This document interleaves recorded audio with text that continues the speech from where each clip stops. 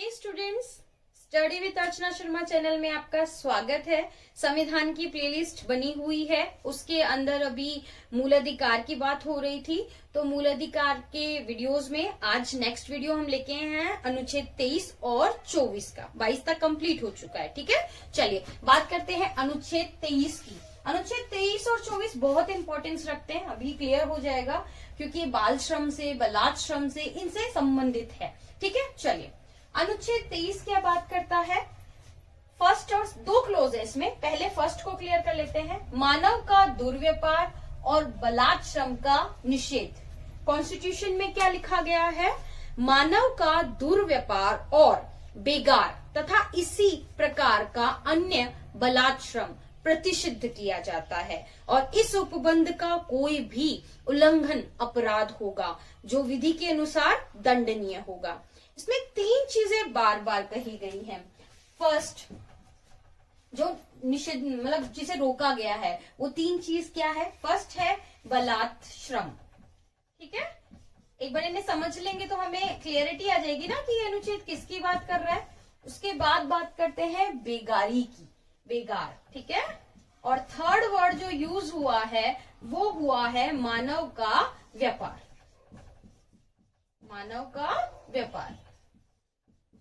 देखो, यहाँ जो बलात् श्रम है वो है जबरदस्ती किसी से काम करवाना। बलात् मतलब जबरदस्ती, श्रम मतलब काम करवाना, उसकी इच्छा के विरुद्ध उससे वो कार्य करवाना, वो श्रम करवाना। तो ये इस अनुच्छेद 23(1) के तहत निषिद्ध कर दिया गया है। ठीक है, नेक्स्ट वर्ड है बेगार।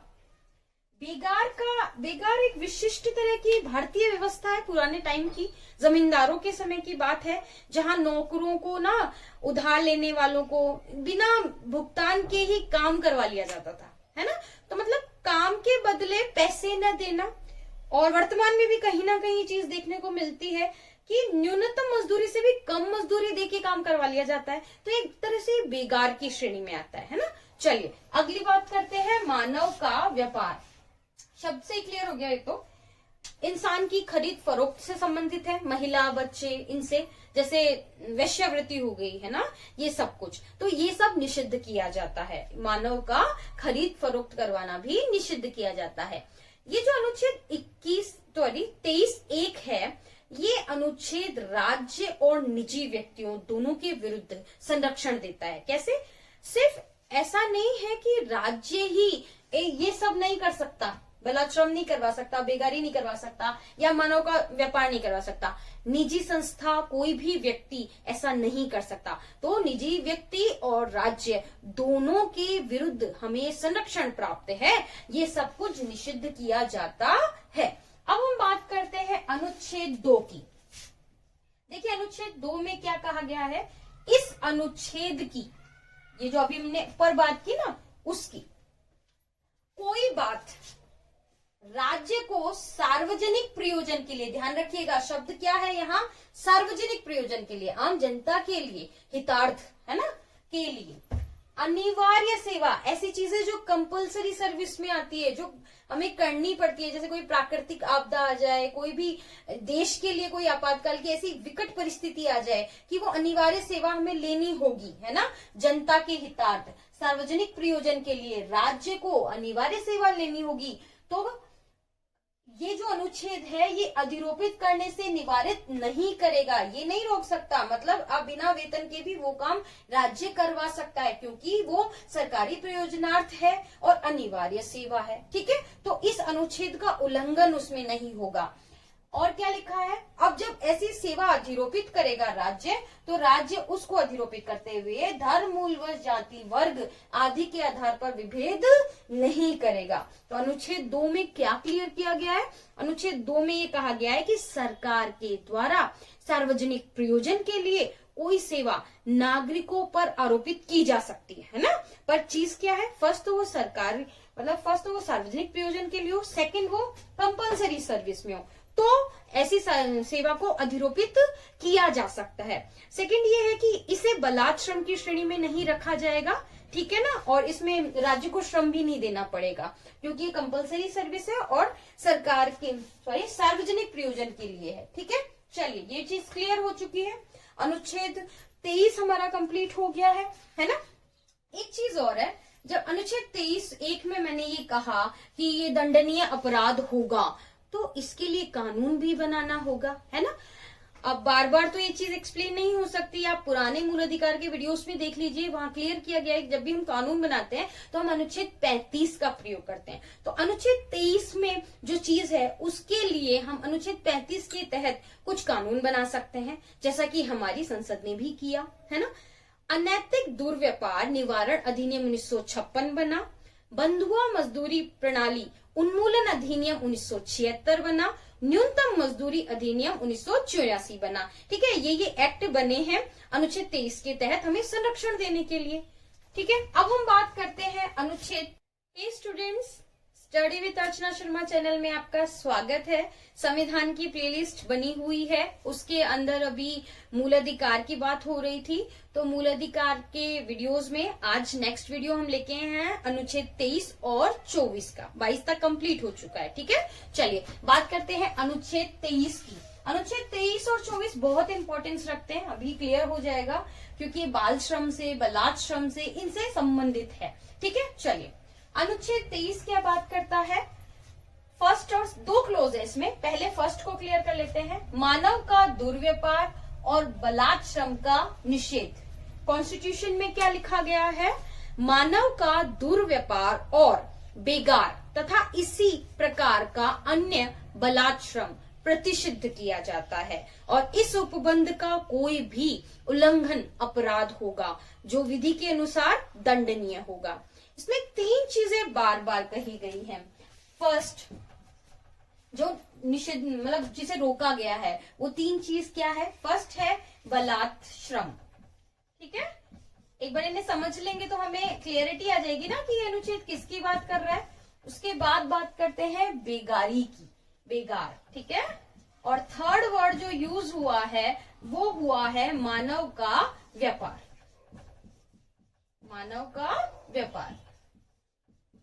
देखो, यहाँ जो बलात् श्रम है वो है जबरदस्ती किसी से काम करवाना। बलात् मतलब जबरदस्ती, श्रम मतलब काम करवाना, उसकी इच्छा के विरुद्ध उससे वो कार्य करवाना, वो श्रम करवाना। तो ये इस अनुच्छेद 23(1) के तहत निषिद्ध कर दिया गया है। ठीक है, नेक्स्ट वर्ड है बेगार। बेगार एक विशिष्ट तरह की भारतीय व्यवस्था है पुराने टाइम की, जमींदारों के समय की बात है, जहां नौकरों को ना उधार लेने वालों को बिना भुगतान के ही काम करवा लिया जाता था, है ना। तो मतलब काम के बदले पैसे न देना। और वर्तमान में भी कहीं ना कहीं चीज देखने को मिलती है कि न्यूनतम मजदूरी से भी कम मजदूरी देके काम करवा लिया जाता है, तो एक तरह से बेगार की श्रेणी में आता है ना। चलिए अगली बात करते हैं, मानव का व्यापार। शब्द से ही क्लियर हो गया। ये तो इंसान की खरीद फरोख्त से संबंधित है, महिला बच्चे इनसे, जैसे वैश्यावृत्ति हो गई है ना, ये सब कुछ, तो ये सब निषिद्ध किया जाता है। मानव का खरीद फरोख्त करवाना भी निषिद्ध किया जाता है। ये जो अनुच्छेद 23(1) है, ये अनुच्छेद राज्य और निजी व्यक्तियों दोनों के विरुद्ध संरक्षण देता है। कैसे? सिर्फ ऐसा नहीं है कि राज्य ही ये सब नहीं कर सकता, बलात् श्रम नहीं करवा सकता, बेगारी नहीं करवा सकता, या मानव का व्यापार नहीं करवा सकता, निजी संस्था कोई भी व्यक्ति ऐसा नहीं कर सकता। तो निजी व्यक्ति और राज्य दोनों के विरुद्ध हमें संरक्षण प्राप्त है, ये सब कुछ निषिद्ध किया जाता है। अब हम बात करते हैं अनुच्छेद 2 की। देखिए अनुच्छेद 2 में क्या कहा गया है।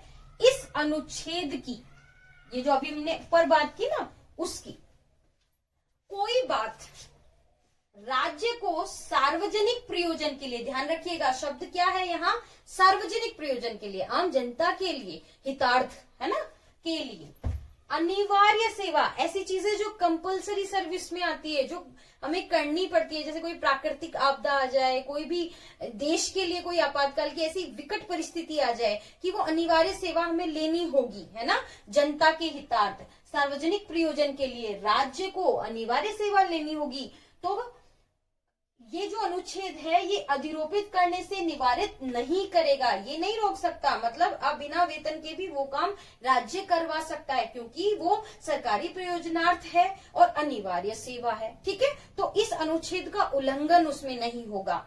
और क्या लिखा है, अब जब ऐसी सेवा अधिरोपित करेगा राज्य, तो राज्य उसको अधिरोपित करते हुए धर्म, मूल व जाति, वर्ग आदि के आधार पर विभेद नहीं करेगा। तो अनुच्छेद 2 में क्या क्लियर किया गया है, अनुच्छेद 2 में ये कहा गया है कि सरकार के द्वारा सार्वजनिक प्रयोजन के लिए कोई सेवा नागरिकों पर आरोपित की जा सकती है ना। पर चीज क्या है, फर्स्ट तो वो सरकारी मतलब फर्स्ट तो वो सार्वजनिक प्रयोजन के लिए हो, सेकंड वो कंपलसरी सर्विस में हो, तो ऐसी सेवा को अधिरोपित किया जा सकता है। सेकंड ये है कि इसे बलात् श्रम की श्रेणी में नहीं रखा जाएगा, ठीक है ना, और इसमें राज्य को श्रम भी नहीं देना पड़ेगा क्योंकि ये कंपलसरी सर्विस है और सरकार के सार्वजनिक प्रयोजन के लिए है। ठीक है, चलिए ये चीज क्लियर हो चुकी है। अनुच्छेद 23 हमारा कंप्लीट हो गया है ना। एक चीज और है, जब अनुच्छेद 23(1) में मैंने ये कहा कि ये दंडनीय अपराध होगा, तो इसके लिए कानून भी बनाना होगा, है ना।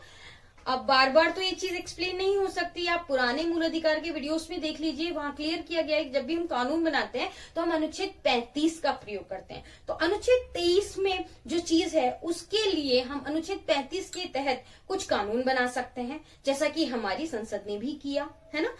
अनैतिक दुर्व्यापार निवारण अधिनियम 1956 बना, बंधुआ मजदूरी प्रणाली उन्मूलन अधिनियम 1976 बना, न्यूनतम मजदूरी अधिनियम 1984 बना। ठीक है, ये एक्ट बने हैं अनुच्छेद 23 के तहत हमें संरक्षण देने के लिए।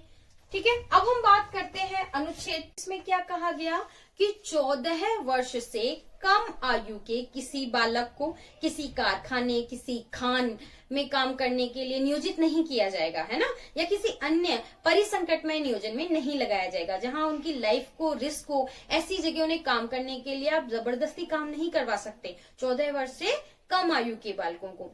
ये जो अनुच्छेद 24 है एक एब्सोल्यूट राइट है, मतलब निरपेक्ष अधिकार है। क्यों? क्योंकि इसका कोई अपवाद नहीं है, लेकिन ये जो निषेध किया गया है, ये रोका गया है, ये नए नुकसान पहुंचने वाले और निर्दोष कार्यों के लिए नहीं है, वहां आप काम कर सकते हैं। ठीक है, अब इससे रिलेटेड भी कई कानून बने, जैसे कारखाना अधिनियम 1948, खान अधिनियम 1952, बाल श्रम प्रतिषेध एवं नियमन अधिनियम 1986 और उसके बाद में बाल श्रम